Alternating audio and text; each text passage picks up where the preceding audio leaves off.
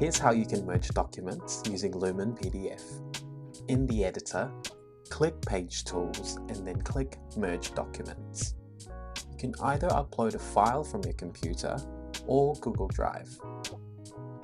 Once your document is uploaded, you can insert all of the pages from the uploaded document or choose specific pages. Then, you can choose where in the document you'd like to insert the page or the pages. When you're happy, click Merge and click Merge again to confirm the action.